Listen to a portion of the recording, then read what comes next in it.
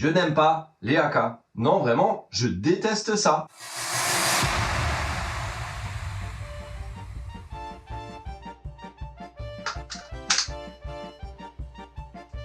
Ah, il y a que les cons qui changent pas d'avis, hein.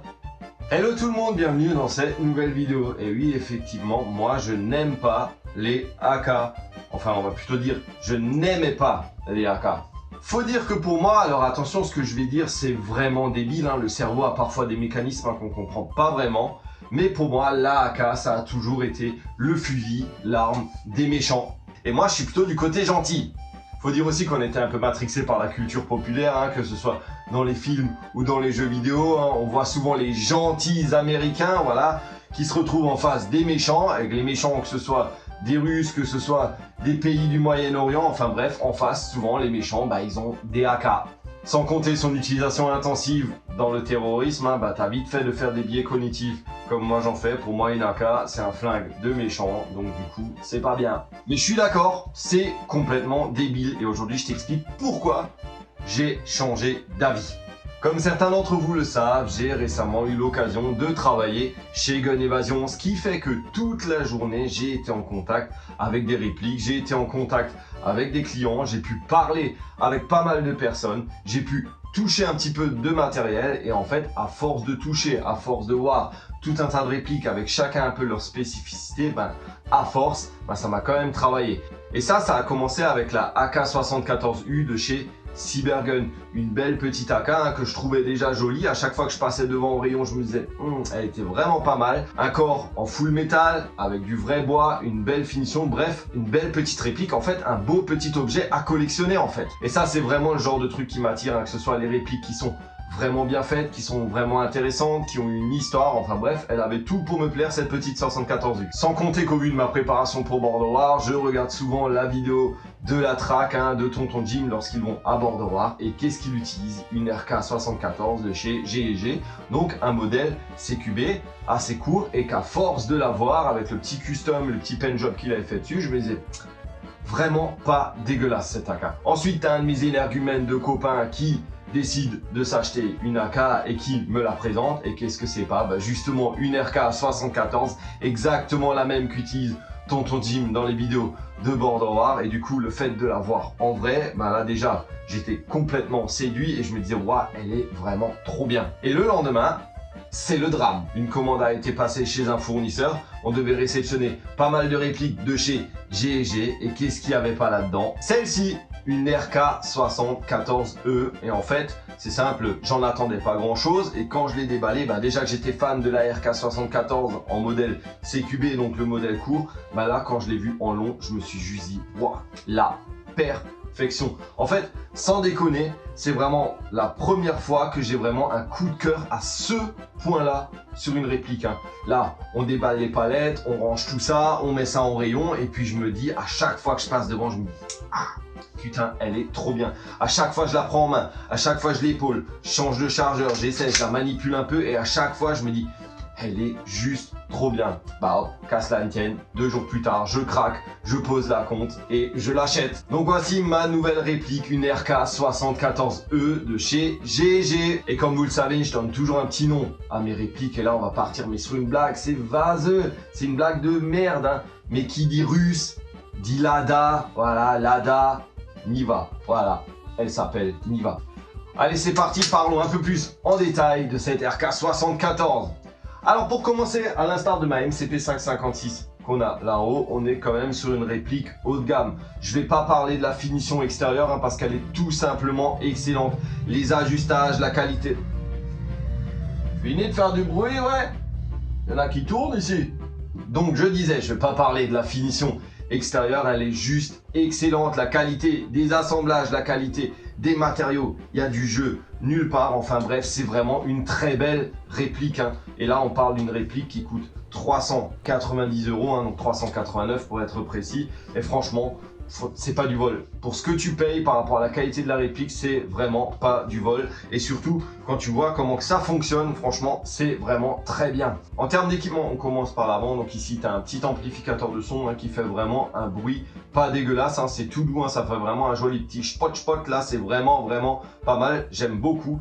Ensuite, on continue avec un garde-main en aluminium. Alors sur le dessus, tu auras un rail RIS, tu auras un petit rail RIS sous le dessous et ensuite sur le côté tu auras toutes les fixations pour monter des rails en key mode. On continue vers l'arrière, donc là pareil, la réplique c'est du full métal, le top cover, un top cover en aluminium également équipé d'un rail RIS. Franchement je trouve ça vraiment très joli, ça lui va super bien. Ensuite au niveau de la culasse, au niveau du bolt pour accéder à ton bloc au pop, elle est ambidextre, tu as un téton de chaque côté qui va te permettre de tirer le levier en arrière et ça c'est vraiment chouette parce que pour ceux qui connaissent les AK normalement ça se fait comme ça, là non tu peux le faire de l'autre côté. Et le truc intéressant, tu vas pouvoir maintenir ta fenêtre ouverte avec le sélecteur de tir. Suffit de le remonter et voilà, ça va te maintenir la fenêtre ouverte. C'est quand même assez intéressant. La seule chose qui est dommage, tu pourrais te dire ça te permet de régler ton hop-up. Eh ben non, parce que quand tu as le sélecteur vers en haut, tu es en safe. Donc du coup, tu peux peut-être régler ton hop-up, mais tu vas pas pouvoir tirer. Tu vas être obligé de relâcher et donc du coup c'est chouette comme option, mais dans le principe ça sert pas à grand chose. Pour le sélecteur de tir, là on est sur du russe et c'est ça qui est drôle. D'abord le mode automatique, ensuite le mode semi. Les utilisateurs de AK savent, mais pour ceux qui connaissent pas, là où sur un M4 on va commencer par du semi puis du full, ici on commence avec le full. On continue avec la crosse, donc cette RK est équipée d'un tube de crosse de type M4, donc ça c'est chouette, tu vas pouvoir monter toutes les crosses de type M4 dont tu as envie, mais regarde franchement cette crosse d'origine elle est vraiment magnifique. Tu as les réglages standards jusque là. Rien de nouveau. Ici, tu as une petite option. Lorsque tu appuies, ça va sortir ce petit bitonnier ici qui va te permettre de ranger quelque chose là-dedans dans le tube, une pile ou des choses comme ça. Ça peut être intéressant quand tu as un headset d'avoir des piles de réserve par exemple là-dedans ou des piles pour ton Red Dot. Enfin bref, ça sert pas à grand chose, mais je l'ai déjà dit pour ma MCP 556. Quand tu payes un certain tarif pour une réplique, tu aimes bien avoir des petites options, des petites qualités de finition, des petites choses comme ça qui font plaisir. Ça fait aussi partie de ça, le fait de mettre un petit peu d'argent dans sa réplique. On va parler emplacement de batterie et là pour les possesseurs de AK, je vous apprends rien, ça se passe sous le top. Et ben non, c'est justement un des points noirs de cette réplique que beaucoup ont critiqué. Certains disent il y a un tube de crosse façon M4 derrière, on pourrait la mettre dedans. Et ben non, c'est pas là-dedans. Elle est pas sous le top cover comme la RK74 en mode CQB. Ranger une batterie là en dessous, ça peut être un petit peu pénible. Et sur ce modèle-là, perso, je suis un peu mitigé. Il faut que tu dévisses la petite partie que tu as ici. Tu déverrouilles l'autre partie ici. Et ça va te permettre d'enlever le rail supérieur et tu vas pouvoir mettre la batterie dans le garde-main. Mais regarde, tu n'as vraiment pas beaucoup d'espace. Une batterie de 11,1, ça rentre limite. Il faut vraiment bien placer tous les câbles. Il suffit que tu aies un adaptateur pour le connecteur. C'est foutu. Il faut vraiment se prendre le temps de bien ranger la batterie. Et ça, c'est le genre de détail.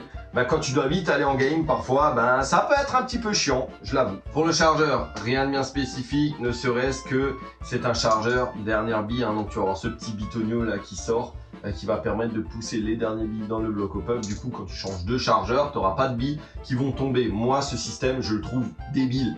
Pour la simple et bonne raison qu'à chaque fois que tu changes de chargeur, te fais pas avoir à vouloir le rentrer comme ça dans ta réplique. Tu risques encore de casser quelque chose. Mais ce petit bitonio, déjà, il est super chiant à rentrer. Et du coup, il faut le faire à chaque fois sur tous ces chargeurs. Et franchement, ça, c'est un détail. C'est casse-pied. J'avais la même chose sur ma petite Eva là derrière. C'est simple, ce petit bitonio, je l'ai coupé. Et tant pis pour les 2-3 billes qui tombent. Pour la mise en place du chargeur, on est sur du système AK. Donc là, voilà, c'est un système qui est un petit peu particulier. Enfin, quand je dis particulier, quand on est habitué à du type M4, ça, c'est le gros point noir de cette réplique en termes de rechargement rapide. Ça se passe beaucoup mieux sur tout ce qui est plateforme de type AR15. Donc tout ce qui est type M4 où tu vas pouvoir éjecter le chargeur ou le chargeur tombe et directement embrancher le nouveau chargeur. Ici, tu as cette manipulation. Il va falloir, tu vois, là, quand je te parle du petit bitonio qui sort, là, je peux même pas le remettre dedans en direct. Tu vois, c'est vraiment casse-pied. Et même quand tu les ranges dans les poches, il faut faire attention. Allez! Bref, tu changes ton chargeur. Il faut que tu chopes le crochet devant. Et ensuite que tu viennes clipper ton chargeur. Alors c'est à driller, ça s'entraîne, il y en a qui arrivent à faire des changements très rapide avec des AK, mais tu pourras, je pense, jamais être aussi rapide qu'avec un type M4. Alors, parlons performance, parlons interne. Alors, un truc qui est hallucinant avec cette réplique, après passage chronie, c'est la régularité. On est dans une fenêtre de 3 à 4 FPS. Alors, attention, 3 à 4 FPS au total. Quand je l'ai passé au chronie, elle sortait 3,54, 3,55, 3,53, 3,54, 3,56. Donc tu vois la régularité, hein, ça se joue à peine de 1 ou 2 FPS. On est quasiment sur la régularité d'un HPA. En ce qui concerne les performances et des distances de tir, on est sur quelque chose de correct pour un AEG. Hein, donc on est quelque chose qui tape dans les 60-65 mètres, qui est vraiment correct. La précision est vraiment bonne, hein, due au fait de la régularité. En termes d'interne, c'est une réplique équipée d'un ETU, donc tu peux tirer, tu peux utiliser une batterie de 11.1 et ça c'est vraiment chouette parce que avec la 11.1 la cadence est vraiment très intéressante.